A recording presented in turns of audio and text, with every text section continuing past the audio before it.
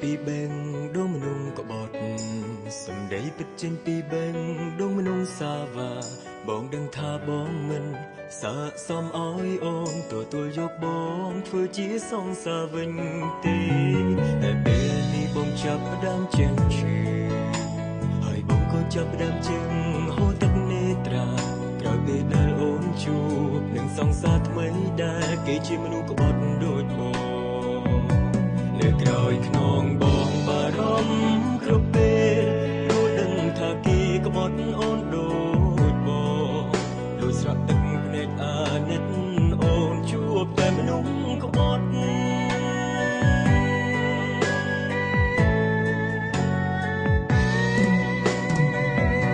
គឺព្រោះតែបងធ្វើឲ្យអូនស្រក់ទឹកភ្នែកមកពីបងឈួតពេកឈួតនឹងចិត្តសាវា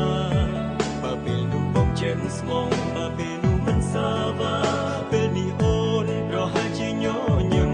តែពេលនេះអូនកំពុងតែទឹកភ្នែកតើបងគួរធ្វើយ៉ាងណា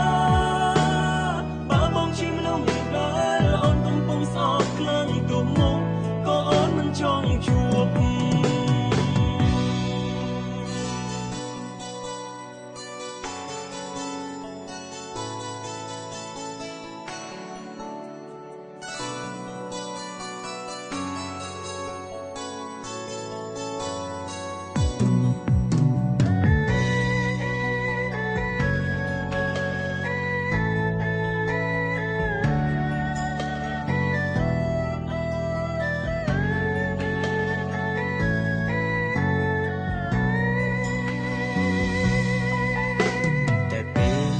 ចាប់ផ្ដើមចេញឈឺ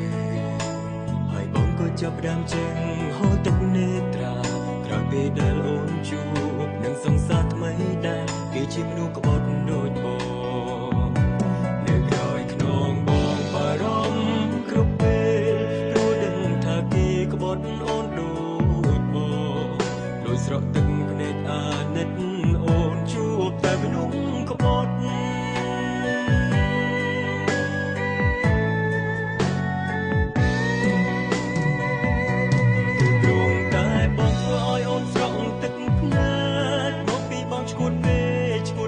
សាវា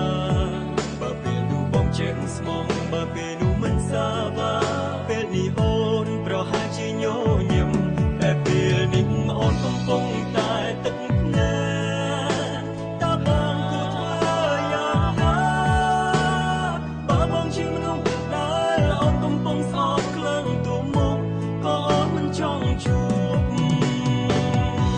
គឺព្រោះតែបងធ្វើឲ្យអូនស្រក់ទឹកភ្នែកមកពីបងឈួតពេកឈួតនឹងចិត្តសាវាបើពេលនោះបងចេញស្មងបើពេលនោះមិនសាវា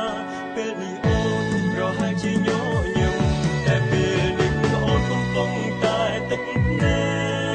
កតើបងគួរធ្វើយ៉ាងណាបើបងជាមនុស្សដែលអូនកំពុងស្អប់ខ្លាំងទៅមកក៏អូនមិនចង់ជួបបើបងជាមនុស្សដែលអូនកំពុងស្អប់ខ្លាំងទៅមកក៏អូនមិនចង់ជួប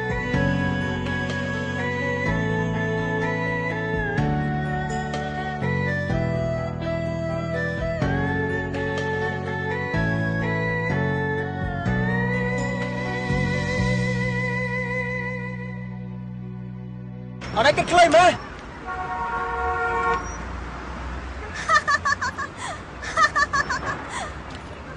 លោកសម្រាប់ខ្លួនเนาะលើលោកនេះអ្វីក៏អាចរលាយបានដែរប៉ុន្តែសម្រាប់ជីវិតខ្ញុំមិនមែនកើតមកដើម្បីស្លាប់ដោយសារអំពើក្បត់របស់ពូប្រុសៗដូចជាបងនោះទេគឺព្រោះតែបងធ្វើឲ្យអូនស្រក់ទឹកភ្នែ